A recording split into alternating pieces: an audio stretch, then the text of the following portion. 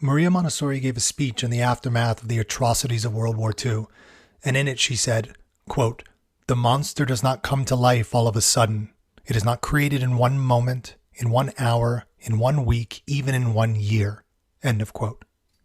Today I'll be sharing her complete talk, at least my narration of it. Now, I'm doing this because given the recent horrific attack on Israel, and I would say on all civilized human beings, I think Montessori has great insight into the roots of such violence and war.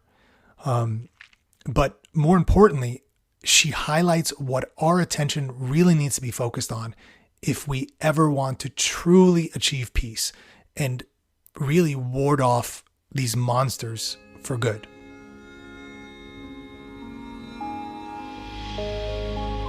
The educator Dr. Maria Montessori once said, "The child developing harmoniously and the adult improving himself at his side make a very exciting and attractive picture." Welcome to Montessori Education with me, Jesse McCarthy, where we talk raising children and educating students while bettering ourselves right alongside them. So thanks for being here. Again, what you're about to hear are some words by Maria Montessori, spoken shortly after the horror and end of World War II. Specifically, this talk was given in London, 1946, and is entitled Education as a Help to Life, released in book form by the wonderful Montessori Pearson Publishing Company. Keep in mind, Maria Montessori said these words over 70 plus years ago. Okay, here she goes.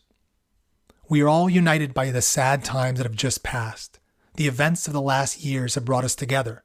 In these times, more than ever before, our hope is that education will offer an aid to better the condition of the world. People everywhere now talk of education as the hope for the future of the world. Up until now, education was just one of many things, perhaps of little importance in and of itself. Education was regarded as something outside society because it dealt only with small children, young students, people who were not yet citizens, not yet a part of society. Today, education is seen as something else, something essential, some great power that must be used if the world is to be reconstructed. Yes, it seems as though people are at last persuaded, the idea is in the air, that it will be necessary to look to children for help if the world is to be made better. This is the first time in history that such an idea has become widespread among men and women all over the world. We have always known that adults might be of help to the child, that adults were necessary for his existence and development. But could the child be of help to us? Could he be of help to civilization? This idea never entered the mind of man. In the past, and especially during the last generation, people, even societies, have worked to improve the circumstances of childhood and to create ever better conditions to aid the development of children. But no one ever had the idea that the child could be a help to us. The thought that the child could be the hope of our future, the hope of a better future that had ever been in the past, that would have been an absurdity. Perhaps this has come about because peace-loving men endowed with the best intentions, have earnestly tried to create a world where peace could reign, and they have not succeeded. Think how hard humanity has worked toward this ideal of peace, how many moral guidelines they have laid down. Love one another has been preached for centuries, and yet peace has not come. It is as though something more profound were necessary. And so the idea came about that if this desire for peace, fraternity, and humanity had not yet succeeded, something must be lacking, something we have not known, something we must seek to discover. There is almost an anxiety to find what is lacking. Is it some lack in ourselves? Is it some lack in our enemies? Is it something which the whole of humanity lacks? So, all minds are unsatisfied and seek answers. Thus, the attention of this age has come to focus on one point, and that one point is the child. You can see how differently childhood is considered compared to what it was. We who focus on this point of light have, from its mystery, its light, its help, learnt what has been lacking in humanity. In the past, when we were trying to help the child, our attitude has always been to treat him as one who needs our pity, our charity, and our help. In relegating him to that position, we have ignored the help which he might have brought for our salvation. In the past, everything was done for the adult, All the works of civilization were done for and by the adult. Therefore, the child remained outside society. He was not considered to be a citizen.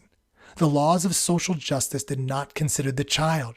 Democracy, the democracy for which we have fought yet another war, the democracy which governs most of the world, does not exist for the child. Have you ever heard anyone say, in any part of the world, that the child must benefit from this democracy, from this justice? Civilization is made for the adult. When social groups fight, when wars are won, people speak of rights, the rights of men, better conditions, a better life. But it is a better life for the adult they speak of, not a better life for the child. No thought was ever given to the child. I think the mistake is that we limit our definition of man only to adults. In the eyes of society, it is only the adult who is considered a man and a citizen. But is it only the adult who is a man and a citizen? This reminds me of the Greek legend of Pygmalion. A sculptor made a statue and fell in love with it. So great was his love that it gave the statue life. This is how we now consider humanity. Unconsciously, we consider social groups as statues that have suddenly become human beings. But it is not so. They do not suddenly emerge as adult human beings or social groups all at once. Tales of statues coming to life have been depicted in films. Man creates a machine. The machine becomes animated, but without a soul, it becomes a monster. This is another obscure point in our minds. Humanity is a monster when adult, bloodthirsty, indulgent in continuous slaughter. But the monster does not come to life all of a sudden. It is not created in one moment, in 1 hour, in 1 week, even in 1 year. Adulthood is the result of years of toil and struggle. He who constructs this adult person, the adult that may become crueler than the monsters in the films, is the child who, by virtue of his own life and through years of constructing his own personality, becomes a man or a woman. In confronting the problem of war, we must consider man during the period when he was excluded from society, when he had no rights, but when he may perhaps have been constructing the monster we so much dread. Perhaps the man we dreamt of, the man of whom the idealists preached in the past, may be found in childhood. It is clear that the foundations of man are laid down during this period. When a baby is born, it is not a man that is born, yet it is the origins of man. If this is clear in our minds, we cannot consider leaving society unchanged. We must begin to consider the child in society. This work of the construction of man, a work which has different stages, is brought about by the experiences of every individual. It is this work that we must consider today. A science must be created to study this work in all its phases. The study of the construction of the human being through the child who constructs the man to be through experience.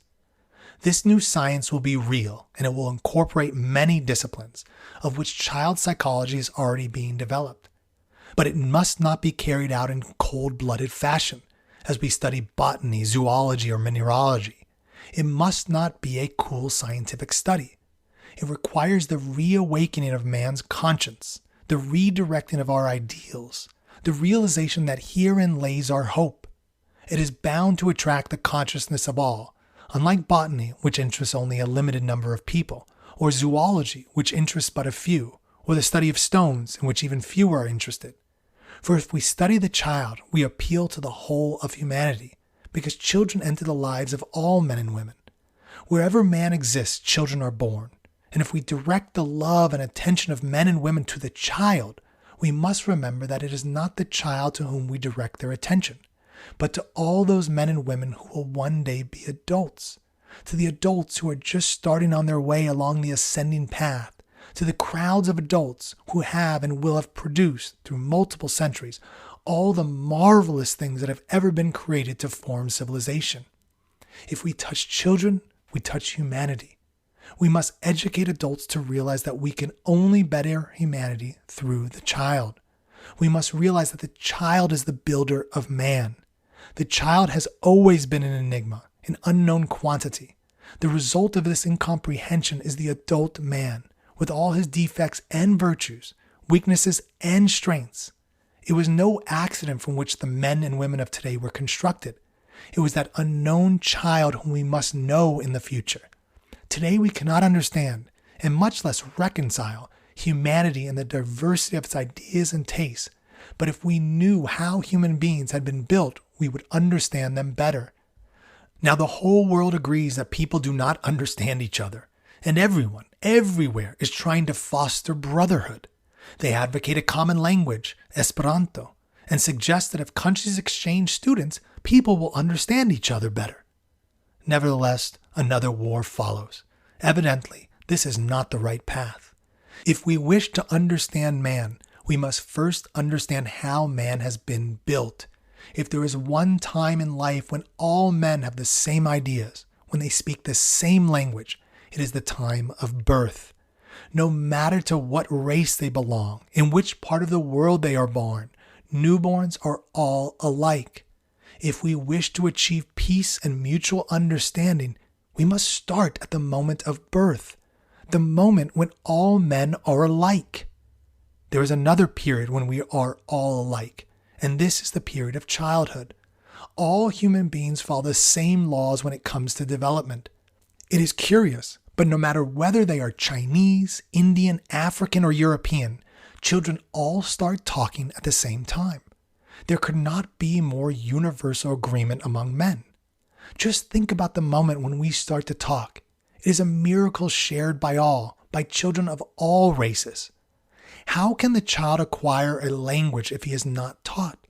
How can he gather ideas to express if he has never had a teacher?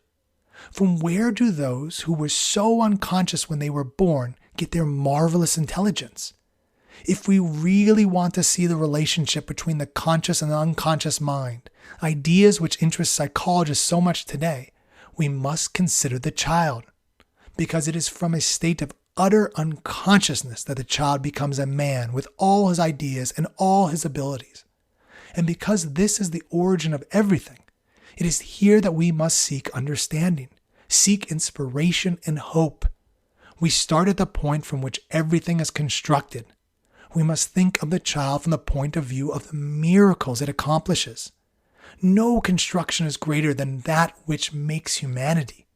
Surprise and admiration and the desire to know more must be incorporated in man. A new interest must be born.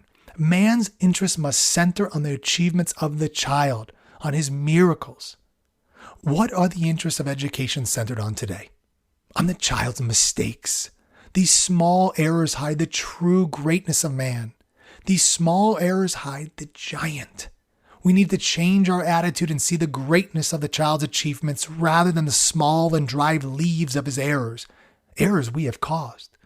The defects of the adult come from infancy, from the period of childhood. When we consider the tremendous mistakes of the adult, we wonder why all the marvelous achievements that we witnessed during childhood did not continue in the grown-up. Yet man is great. We only have to look at civilization to realize the greatness of which man is capable. But we are focused on his errors and mistakes, not on his greatness. The fault lies with us. Think how many things man has created, the wireless, to mention but one. Look around at all we have, small, great, or beautiful, whatever it has been created by man. But while asking for more and more of these marvelous inventions, we never think of the man that created them. We do not consider him at all. Although we try to do everything we can to enhance our comfort, we do not consider the greatness of man, and we only consider his defects. We do not consider man the creator. Therefore, I say we must refocus our hearts. We must put the creations of man at the center, and not his defects. We must adopt the same attitude towards the child. When we see the miracle of a child walking, we take no notice because it is a daily occurrence, and yet we correct all his small peccadillos. How much fuller and richer life would be if we saw the child in all his greatness, all his beauty, instead of focusing on all his little mistakes. These are so great in our eyes that they lead us to despondency because we see baseness all the time.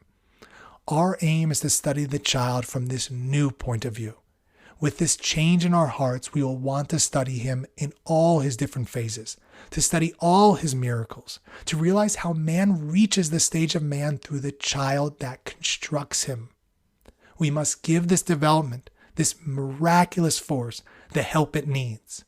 It needs the warmth of the heart, and it needs understanding.